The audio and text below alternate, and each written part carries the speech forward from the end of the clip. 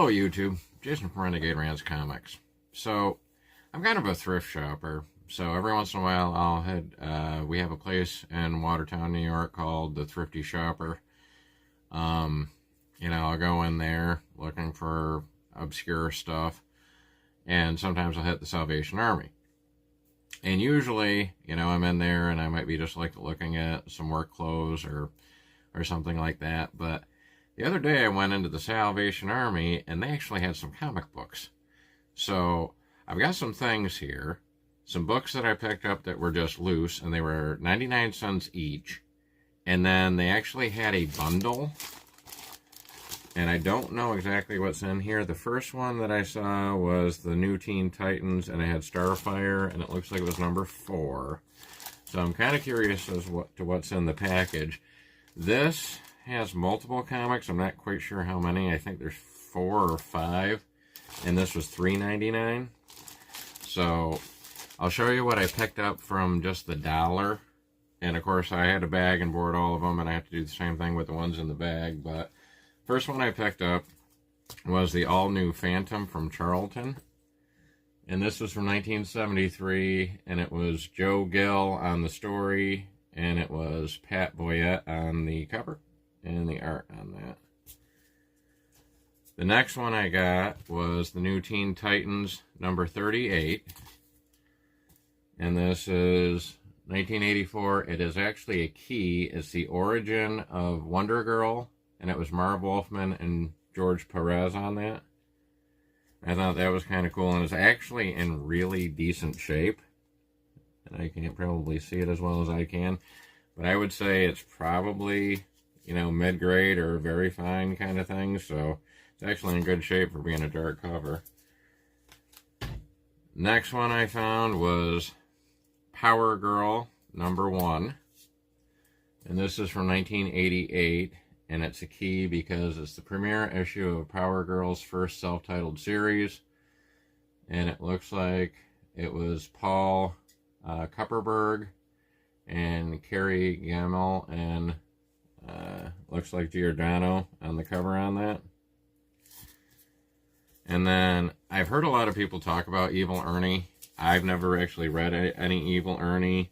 So they had Evil Ernie number 1, Revenge.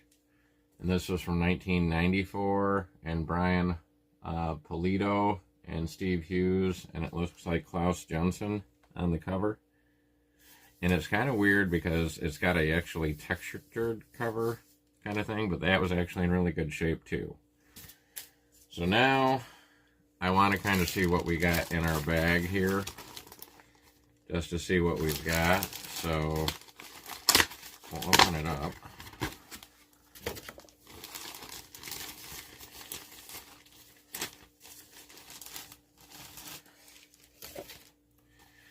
So the first book that we had was the Tales of the New Teen Titans, starring Starfire, number 4, like I had said. That was the only book I could see in there. And it's in okay shape. I don't know if the color is faded. I think it probably has, but I don't know if that might have been what they were going for on that. But so we have that one. And then it looks like we got a Justice League of America, number 213.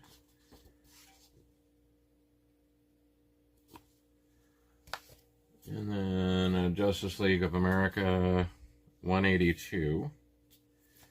And these two are a little bit rough, but not too bad.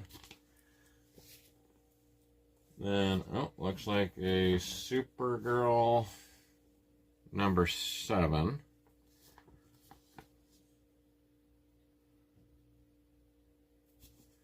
And then, oh wow.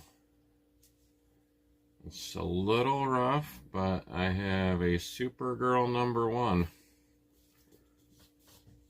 20 center. And if I'm not mistaken, I think this is the first ongoing series of Supergirl. I mean, and it's in very, very rough shape. We're like corner up here and then the cover. But that's kind of cool to get in that. And it looks like Amy was the girl that originally had this, and this came out in 1972, so and it's all complete, so I'll pick that up for $1 or $3.99 on a pack.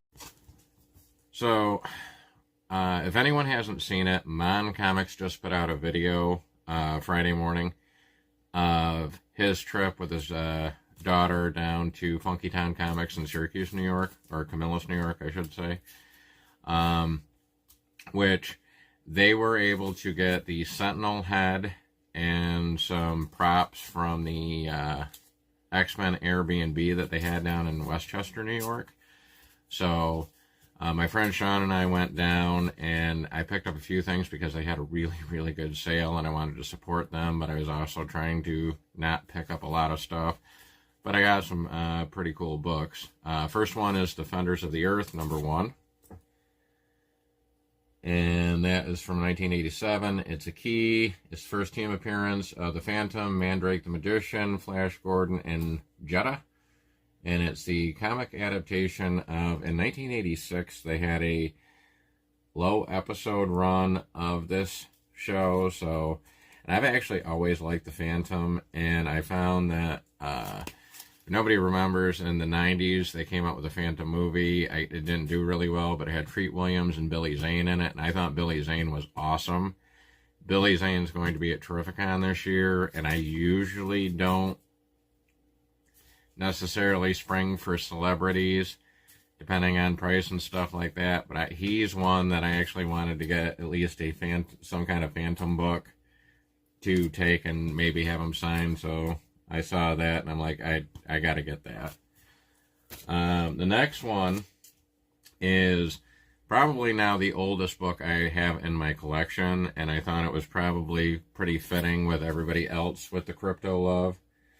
So this is Superboy #109, and this is from 1963, and it was, looks like Jerry Siegel and George Papp on this, but it looks like Superboy has a new dog.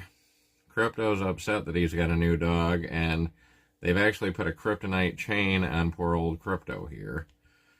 But I thought that that was actually a pretty good buy. It's actually in really good shape for this, so happy to add that into the collection.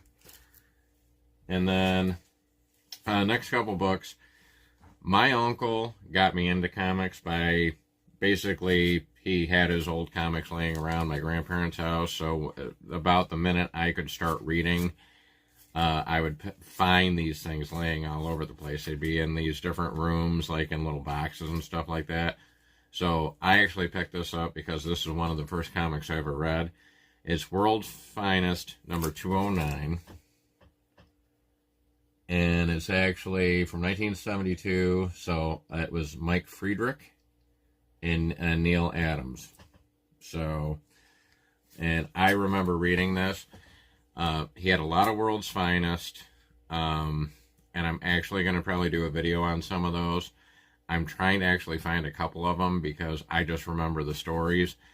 And this is how I actually was a DC guy. I just didn't buy a lot of DC, but I know a lot of the history of DC, if that makes any sense. Like, I collect mostly Marvel, but, you know, my three characters are Ghost Rider, Punisher, and Wolverine. So, you know, but this was one of the first comics I ever read. And then they had this one. This I hadn't read, but I swear that this was around. And this is the World's Finest, and it's Superman and the Vigilante, the motorcycle cowboy vigilante. If you can see him right there. And this was #214, and this was from 1972. And it looks like it was a Denny O'Neil and Dick Dillon on that. So I'm like, that's in pretty good shape. I'll pick that up. And then, if anyone is in the Syracuse area or Camillus area, really go down to Funkytown because that is amazing. I think they have lockers set up that were from the Airbnb, you know, Wolverine, Storm, Cyclops. And they actually are using that for some of their trades. Like they have them in the lockers that you can go look at. And they had a couple other props there too. But go support them if you can. The next two books I got on eBay, and I don't know if it was a late night and I just started bidding on things, but these I thought were kind of interesting. So this is The Incredible Hulk, The Secret Story of Marvel's Gamma-Powered Goliath. And so this is from 1981, and it's a little bit bigger than a normal comic. It's almost like a trade. And it's got The Incredible Hulk number 1, 125, 227, and it's 64 pages of fun. Now, they actually do have like little biographies on different people that worked on the book. But what I didn't notice in the pictures when I was bidding on this is this was well loved by a child. So we have some extra artwork that was put on there, and I don't really mind that. I got them for a pretty good price, but I just thought this was kind of cool to add in. I'm not a huge Incredible Hulk collector by any stretch of the imagination, but I like the Incredible Hulk, so, you know, having a few of his key stories and a nice little trade works for me. And the next one, I'm thinking I'm going to actually try some of these, and I'm not sure if I'm going to report how it works out, but this was Stan Lee Presents the Mighty Marvel Comics Strength and Fitness book. And I saw this thing, and I'm like, yeah, I can't resist this in any way, shape, or form. So it looks like they came out with this thing. Unfortunately, it is water damaged beyond belief, and I kind of was a little bit upset that it was in the condition it's in. I did try to clean it and make sure that there's no funky stuff in there, but I